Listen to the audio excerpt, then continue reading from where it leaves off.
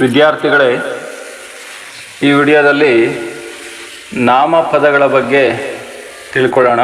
ನಾಮಪದದ ವಿಧಗಳು, ವಾಚಕಗಳು, ಸರ್ವನಾಮಗಳು, ಇದನ್ನೆಲ್ಲ ತಿಳ್ಕೊಂಡ್ರೆ ಸಮಾಸಗಳು, ವಾಕ್ಯ ರಚನೆ ನಾವು ಸುಲಭವಾಗಿ ರಚನೆ ಮಾಡ್ಬೋದು.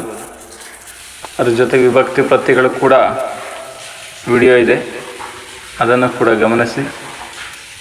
ಡಿಸ್ಕ್ರಿಪ್ಷನಲ್ಲಿ ಸಿಗುತ್ತೆ. ಹೀಗೆ ನೋಡೋದಾದರೆ ನಾಮಪದ,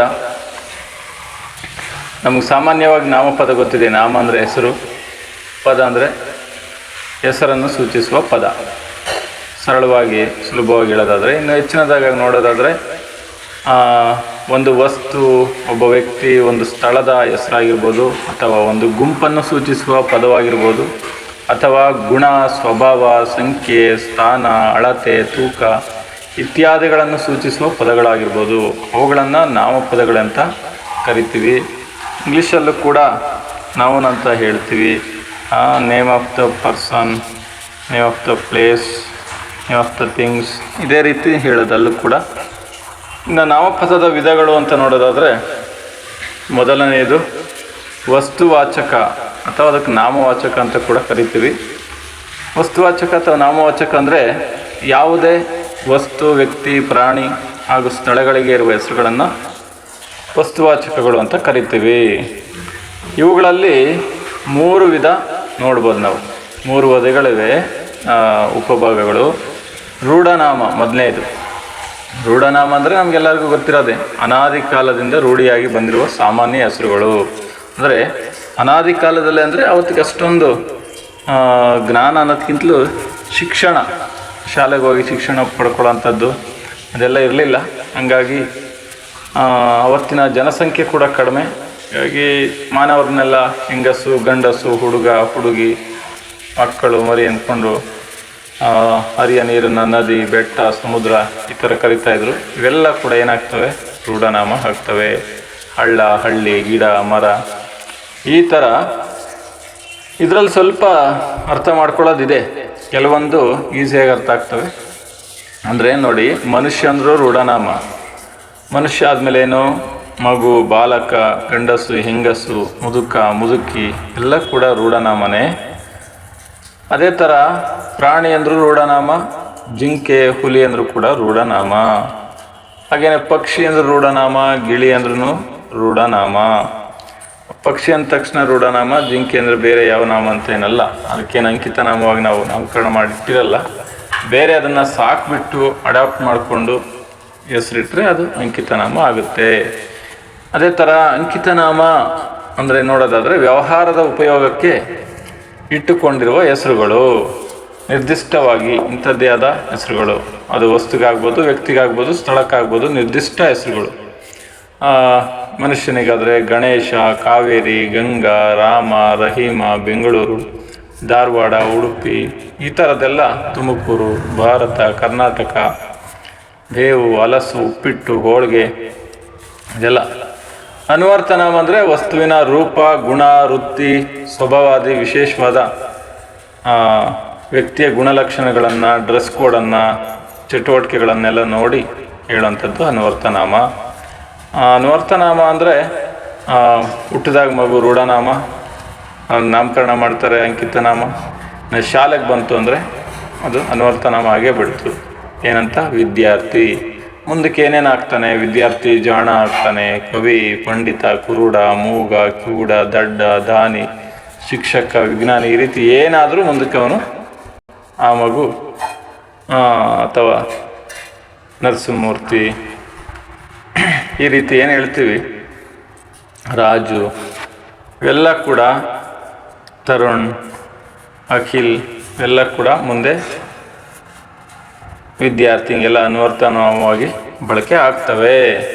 ಅದನ್ನು ಈಸಿಯಾಗಿ ನೋಡೋದಾದರೆ ನೋಡಿ, ಸ್ಥಳಗಳು ಕೂಡ ಇರುತ್ತೆ. ಊರು ಅಂದರೆ ಎಂಥದ್ದು? ಊರು ಅಂದರೆ ರೂಢನಾಮ. ಬೆಂಗಳೂರು ಅಂದರೆ ಅಂಕಿತನಾಮ. ಉದ್ಯಾನ ನಗರಿ ಅಂದರೆ ಅನ್ವರ್ಥನಾಮ. ಅದೇ ರೀತಿ ಮನುಷ್ಯನಿಗೂ ಕೂಡ ನಾವು ಮಾಡ್ಕೋಬೋದು.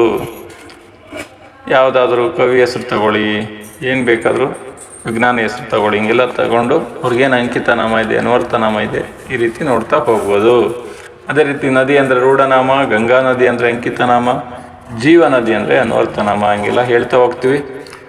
ನೆಕ್ಸ್ಟ್ ಗುಣವಾಚಕ ಅಂತ ನೋಡೋದಾದರೆ ವಸ್ತು ಅಥವಾ ವ್ಯಕ್ತಿಗಳ, ವಸ್ತು ಆಗ್ಬೋದು ವ್ಯಕ್ತಿ ಆಗ್ಬೋದು, ಆ ಗುಣ ರೀತಿಯ ಸ್ವಭಾವ, ಬಣ್ಣದ ಸ್ವಭಾವ ಮತ್ತು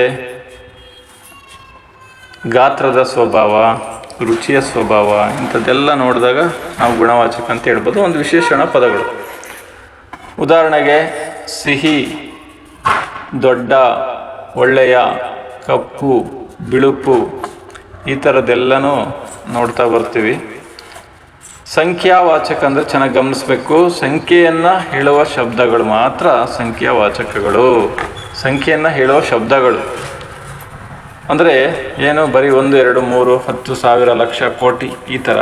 ಅದೇ ರೀತಿ ಇಷ್ಟೇ ಅಲ್ಲ, ಸಂಸ್ಕೃತದ ಪದಗಳನ್ನು ಕೂಡ ಇಲ್ಲಿ ಬಳಸ್ತೀವಿ. ಪಂಚ, ಸಪ್ತ, ಈ ಥರ ಏಕ, ಇವು ಕೂಡ ಸಂಖ್ಯಾವಾಚಕನೇ. ಆ ರೀತಿ ಪಂಚ, ಸಪ್ತಮಿ, ಸಪ್ತ ಅಂತ ಬಂದ ತಕ್ಷಣ ಅದು ಸಂಖ್ಯೆಯ ಅಂತ ಹೇಳಲಿಕ್ಕಾಗಲ್ಲ. ಸಂಖ್ಯೆಯ ವಾಚಕ ಅಂತ ನೋಡೋದಾದರೆ ಸಂಖ್ಯೆಯಿಂದ ಕೂಡಿದ ವಸ್ತುಗಳನ್ನು ಹೇಳುವ ಶಬ್ದಗಳು, ಇವೆಲ್ಲ ಸಂಖ್ಯೆಯ ವಾಚಕಗಳಾಗ್ತವೆ. ಇನ್ನು ಉದಾಹರಣೆ ಮೂಲಕ ಅವನ್ನ ವ್ಯತ್ಯಾಸ ಎಲ್ಲ ತಿಳಿಬೋದು. ನೋಡೋದಾದರೆ ನೋಡಿ, ಸಂಖ್ಯಾವಾಚಕ ಏನು, 2, 3, 5 ಈ ಥರ ಇದೆ. ಇದೇ ಥರ ಸಂಖ್ಯೆಯ ವಾಚಕ ಅಂದರೆ 2, 2ನೆಯ, 3, 3ನೆಯ, 3ರಿಂದ 5, 5ನೆಯ, ಈ ಥರ ನೋಡ್ತಾ ಹೋಗ್ತೀವಿ. ಭಾವನಾಮ ಅಂತಂದರೆ ಅದು ಗುಣವಾಚಕಕ್ಕೆ ಬರೋಂಥದ್ದು. ಅದರಲ್ಲಿ ಒಂದು ಭಾಗ ಏನು ಹೇಳ್ತೀವಿ, ಅದರ ಭಾವನೆ ಯಾವ ರೀತಿ, ವಸ್ತುಗಳ ಮತ್ತು ಕ್ರಿಯೆಯ ಭಾವ ಏನು ತಿಳಿಸುತ್ತೆ, ಅದು ಬಿಳಿಯದರ ಭಾವ ಬಿಳುಪು, ಕರಿಯದರ ಭಾವ ಕಪ್ಪು, ಆಡುವುದರ ಭಾವ ಆಟ, ನೋಡುವುದರ ಭಾವ ನೋಟ, ಮಾಡುವುದರ ಭಾವ ಮಾಟ, ಹಿರಿಯದರ ಭಾವ ಹಿರಿಮೆ. ಇದೇ ಥರ ನಾವು ಮುಂದಿನ ಪದಗಳು ನೋಡ್ತೀವಿ. ಪರಿಮಾಣವಾಚಕ, ಇನ್ನು 6ನೇದು ಪರಿಮಾಣವಾಚಕ. ಪರಿಮಾಣ ಅಂದರೆ ಇಲ್ಲಿ ಸಾಮಾನ್ಯವಾಗಿ ಅಳತೆ, ಆ ರೀತಿ ಪರಿಮಾಣವನ್ನು ನೋಡ್ತೀವಿ. ಕೆಲವೊಂದು ಪದಗಳು ಎರಡೆರಡು ಕಡೆ ಬರ್ತವೆ, ಅವನ್ನ ಸರಿಯಾದ ರೀತಿ ಅರ್ಥ ಮಾಡ್ಕೋಬೇಕು. ಇಲ್ಲಿ ಪರಿಮಾಣ ಅಂದರೆ ನೋಡಿ, ಪರಿಮಾಣವಾಚಕ, ಪರಿಮಾಣ ಹಲವು, ಹಲವು ನದಿಗಳು ಅಂತ ಹೇಳ್ತೀವಿ, ಕೆಲವು ಹಣ್ಣುಗಳು, ಕೆಲವಾರು, ಹಲವಾರು, ಈ ಥರ ಗಾತ್ರದಲ್ಲಿ ಅಷ್ಟು, ಇಷ್ಟು, ಗುಡ್ಡದಷ್ಟು, ಆನೆಯಷ್ಟು, ಅಳತೆ ಅಷ್ಟು, ಇಷ್ಟು. ಅದೇ ಥರ ಅನಿತು, ಇನಿತು, ಎನಿತು, ಈ ಥರ ಪದಗಳನ್ನು ಕೂಡ ನಾವು ಬಳಸ್ತೀವಿ. ಇನ್ನು ಪ್ರಕಾರವಾಚಕ ಅಂದರೆ ಟೈಪ್ಸ್, ಯಾವ ರೀತಿ ಇದೆ ಅಂತಂದೇಳಿ ನೋಡಿ, ವಸ್ತುಗಳ ಸ್ಥಿತಿ ಅಥವಾ ರೀತಿಯನ್ನು ತಿಳಿಸುವಂಥದ್ದು, ಯಾವ ಟೈಪಲ್ಲಿದೆ ಅಂತ. ಅಂಥ, ಅಂಥದ್ದು, ಅಂತಹದು, ಇಂಥ, ಇಂಥದು, ಇಂತಹದು, ಎಂತಹ, ಎಂಥ, ಅಂಥವನು, ಅಂಥವಳು, ಈ ಥರ. ಮಂಗಳೂರು ಕಡೆಯವರೆಲ್ಲ ಮಾತಾಡ್ತಿರ್ತಾರೆ ನೋಡಿ, ಎಂಥದ್ದು ನಿಂದು ಅಂತಂದೆಲ್ಲ ಇತ್ತೀಚೆಗೆ ಒಳ್ಳೊಳ್ಳೆ ಫಿಲಮ್ಗಳಲ್ಲಿ ಗಮನಿಸಿರ್ತೀರಿ, ಎಂಥ ಮಾರಾಯ ಅಂತ. ಈ ಥರ ಪದಗಳು ಪ್ರಕಾರವಾಚಕ. ಇನ್ನು ದಿಗ್ವಾಚಕಗಳು ಅಂತ ನೋಡೋದಾದರೆ ದಿಕ್ಕುಗಳನ್ನು ಸೂಚಿಸುವ, ದಿಕ್ಕುಗಳ ಹೆಸರುಗಳನ್ನು ಸೂಚಿಸುವ ಶಬ್ದಗಳು. ಅಂದರೆ ನಮಗೆಲ್ಲರಿಗೂ ಗೊತ್ತಿರೋದು ಪೂರ್ವ, ಪಶ್ಚಿಮ, ಉತ್ತರ, ದಕ್ಷಿಣ, ಈ ಥರ. ಅವು ಕೂಡ ದಿಕ್ಕುಗಳೇ, ಮುಖ್ಯ ದಿಕ್ಕುಗಳು. ಅವಕ್ಕೆ ಪರ್ಯಾಯವಾಗಿ ಬೇರೆ ಹೆಸರುಗಳು ಕೂಡ ಇದೆ. ಏನು, ಪೂರ್ವ ಮೂಡಣ, ಅದೇ ರೀತಿ ಪಶ್ಚಿಮ ಪಡುವಣ, ದಕ್ಷಿಣ ತೆಂಕಣ, ಉತ್ತರ ಬಡಗಣ. ಅದ್ರ ಜೊತೆಗೆ ಉಪದಿಕ್ಕುಗಳು ಕೂಡ ಇದೆ. ಏನು, ಆಗ್ನೇಯ. ಈ ದಿಕ್ಕುಗಳೆಲ್ಲ ಗೊತ್ತಿದ್ರೆ ನೋಡಿ, ವಾಸ್ತುವನ್ನು ಕೂಡ ಕಲಿಬೋದು. ದಿಕ್ಕುಗಳಲ್ಲೇ ಇರೋದು ವಾಸ್ತು ಕೂಡ. ಆಗ್ನೇಯ ಅಂದರೆ ಅಗ್ನೇಯ ದಿಕ್ಕು, ಅಗ್ನಿಮೂಲೆ. ಅಲ್ಲಿ ಏನಿರುತ್ತೆ, ಅಡುಗೆ ಮನೆ ಇರುತ್ತೆ, ಕಿಚನ್. ಅದೇ ಥರ ವಾಯುವ್ಯ ಅಂದರೆ ಅದು ಗಾಳಿಯನ್ನು ಕೊಡುವಂಥದ್ದು, ಅಲ್ಲಿ ಕಿಟಕಿ ಈ ಥರದ್ದು ಇರಲಿ ಅಂತ ಹೇಳ್ತಾರೆ, ವಾಸ್ತುಶಾಸ್ತ್ರ ಹೇಳುತ್ತೆ. ನೈಋತ್ಯ ಅದೇ ಥರ, ಈಶಾನ್ಯ ಶಿವನ ಅಥವಾ ದೇವರು ಈಶಾ. ಈ ಥರ ಇಷ್ಟೇ ಎಲ್ಲ ದಿಗ್ವಾಚಕಗಳು. ಅಂದರೆ ನಾವು ಹೇಳ್ತಿರ್ತೀವಿ ಯಾರಾದರೂ ಸಾಧಕರ ಬಗ್ಗೆ, ದಶ ದಿಕ್ಕಿಗೂ ತಲುಪಿತು ಅವರ ಮಹಿಮೆ, ಈ ರೀತಿ ಎಲ್ಲ. ಅಂದರೆ ನಾವು ಅರೌಂಡ್ 8 ದಿಕ್ಕುಗಳನ್ನು ನೋಡಿದ್ವಿ ಸುತ್ತಲಿನ. ಇನ್ನು 2 ದಿಕ್ಕು ಅಂದರೆ ಮೇಲೆ ಕೆಳಗೆ, ಅದೇ ಥರ ಮೇಲಣ ಕೆಳಗಣ. ಇಷ್ಟೆಲ್ಲ ನಮ್ಮ ಗ್ರಾಮರಲ್ಲಿ ವ್ಯಾಕರಣದಲ್ಲಿ ದಿಗ್ವಾಚಕಗಳನ್ನ ನೋಡೋದಾದರೆ ಹೊರಗೆ ಹೊರಗಣ, ಒಳಗೆ ಒಳಗಣ, ಆಚೆ ಈಚೆ, ಎತ್ತ ಎತ್ತಣ, ಅತ್ತಣ, ಹಿಂಗೆಲ್ಲ ಕೂಡ ನೋಡ್ತೀವಿ. ನಾವು ಸರ್ವನಾಮ, ಕೊನೆಯದಾಗಿ ಸರ್ವನಾಮ ಅಂತ ನೋಡೋದಾದರೆ ಎಷ್ಟು ಬಾರಿ ನಾವು ಯಾರಾದರೂ ಬಸವಣ್ಣನ ಬಗ್ಗೆ ಕತೆ ಬರೀಬೋದು, ಸರ್ ಎಂ ವಿಶ್ವೇಶ್ವರಯ್ಯನವರ ಬಗ್ಗೆ ಬರೀಬೋದು. ಅದೇ ರೀತಿ ಅರ್ಜುನನ ಬಗ್ಗೆ, ಮಹಾಭಾರತದ ಅರ್ಜುನನ ಬಗ್ಗೆ ಬರೀಬೋದು, ದ್ರೋಣಾಚಾರ್ಯರ ಬಗ್ಗೆ ಬರೀಬೋದು.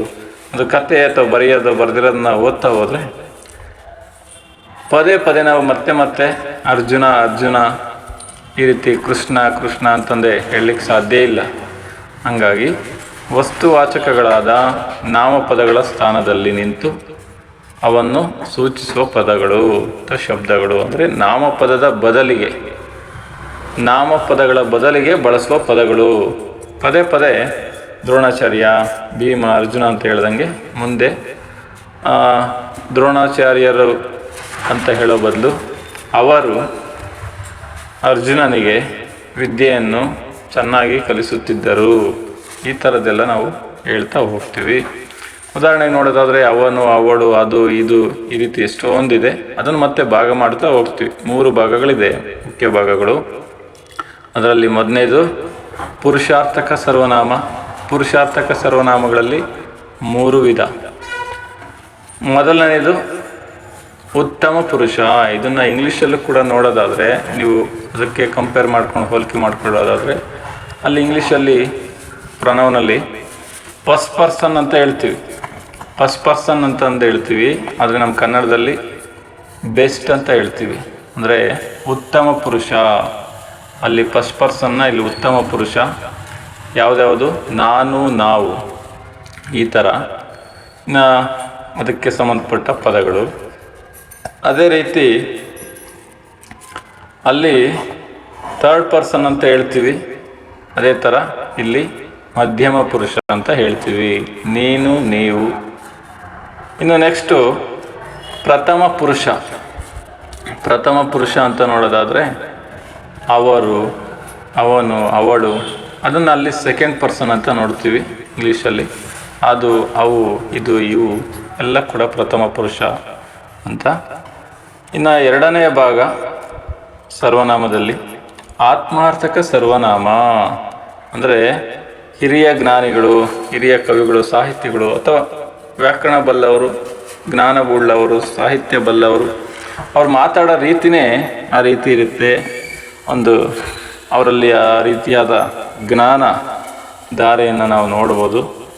ಮಾತನಾಡಬೇಕಾದ್ರೆ ಅದ್ರ ಬಗ್ಗೆ ಹೇಳ್ತಾವೆ ನೋಡಿ. ಮಾತನಾಡುವವನು ತನ್ನನ್ನು ಹಾಗೂ ಇತರರನ್ನು ಗೌರವ ಸೂಚಕವಾಗಿ ಆತ್ಮ ಪ್ರಶಂಸೆಯಿಂದ ಬಳಸುವ ಸರ್ವನಾಮಗಳನ್ನು ಆತ್ಮಾರ್ಥಕ ಸರ್ವನಾಮ ಅಂತ ಕರಿತೀವಿ.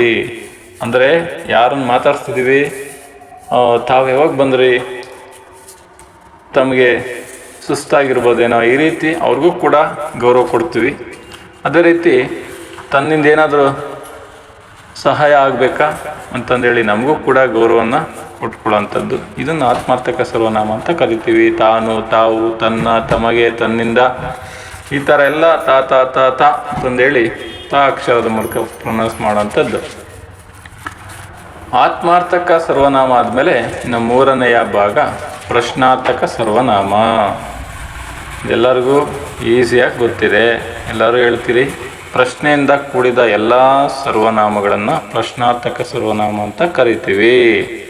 ಕ್ವಶನ್ ಟ್ಯಾಗ್ ವರ್ಡ್ ಯಾರಿಗೆ ಗೊತ್ತಿಲ್ಲ, ಎಲ್ಲರೂ ಹೇಳ್ತೀವಿ. ಪ್ರತಿಯೊಂದು ಪ್ರಶ್ನೆಗಳಲ್ಲೂ ಕೂಡ ನಾವು ನೋಡ್ತಾನೆ ಇರ್ತೀವಿ. ವಿವೇಕಾನಂದರ ಬಗ್ಗೆ, ರಾಧಾಕೃಷ್ಣನ್ ಅವ್ರ ಬಗ್ಗೆ, ಭಗತ್ ಸಿಂಗ್ ಅವ್ರ ಬಗ್ಗೆ, ಗಾಂಧೀಜಿಯವ್ರ ಬಗ್ಗೆ ಇಷ್ಟು ಪ್ರಶ್ನೆಗಳನ್ನು ನೋಡಿರ್ತೀವಿ. ಆ ರೀತಿ ಎಲ್ಲದರಲ್ಲೂ ಕೂಡ ನಾವು ನೋಡ್ತೀವಿ. ಯಾವುವು, ಯಾವುದು, ಯಾರು, ಏ ಥರದ್ದು, ಆವುದು. ಹಳಗನ್ನಡದಲ್ಲಿ ನೋಡೋದಾದರೆ ಆವುದು ಈ ಥರ ಎಲ್ಲ ನೋಡ್ತಾ ಹೋಗ್ತೀವಿ.